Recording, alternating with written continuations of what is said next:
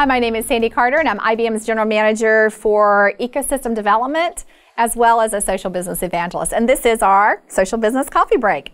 Today we're going to talk about the end goal of influencer programs. You know, we've talked a lot in the industry about influence, but how do you really make that executable and really make something happen? So with all this soccer going on this year, we thought about the end goal, right?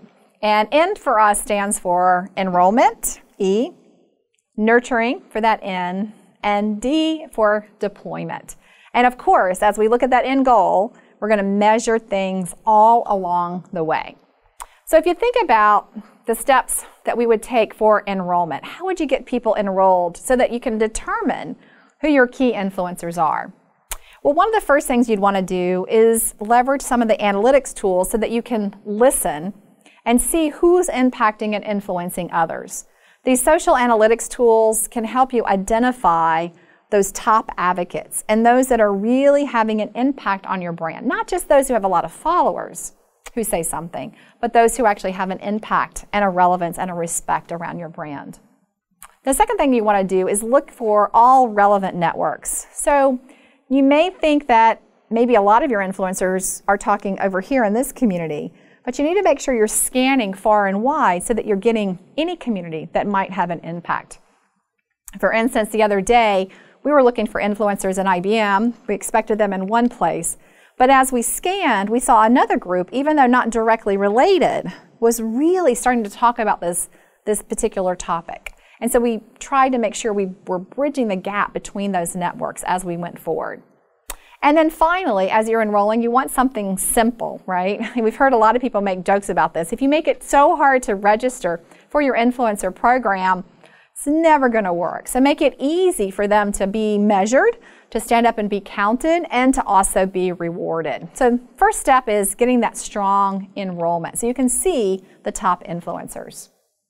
Now the second, the N, is about nurturing those influencers. So once you brought them in, the first thing you want to do is to have them have a sense of belonging and a sense of community.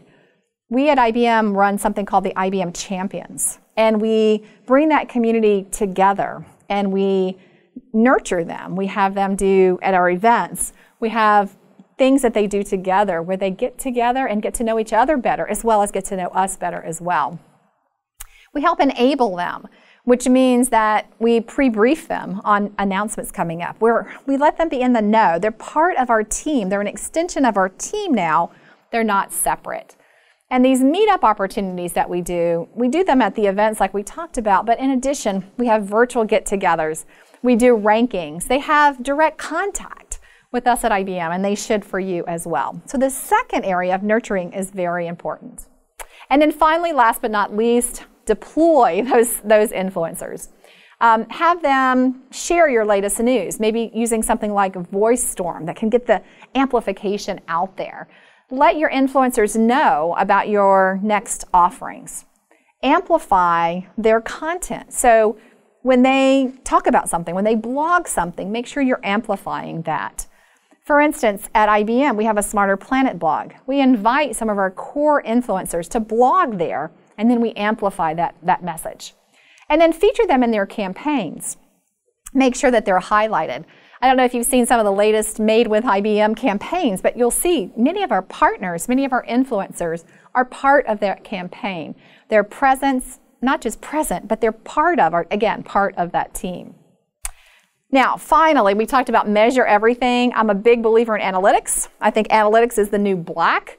So analytics, analytics, analytics. So when you look at your enrollment, look at where most of your participants are coming from. How are you measuring that influence?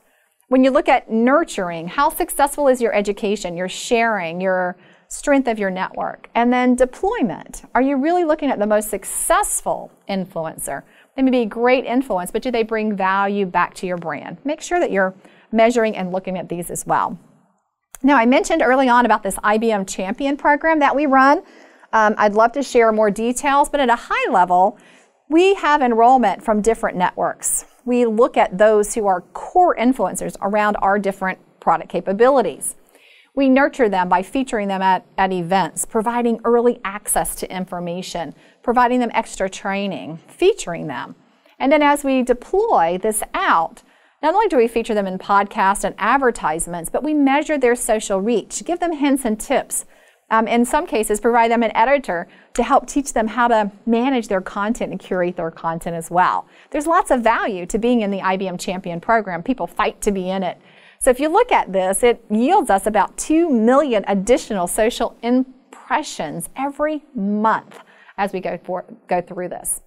So again, if you're thinking about how you're measuring your influencer program, it's all about your influence and your enrollment, your nurturing, and your deployment. My name is Sandy Carter. This has been our Social Business Coffee Break. Thanks.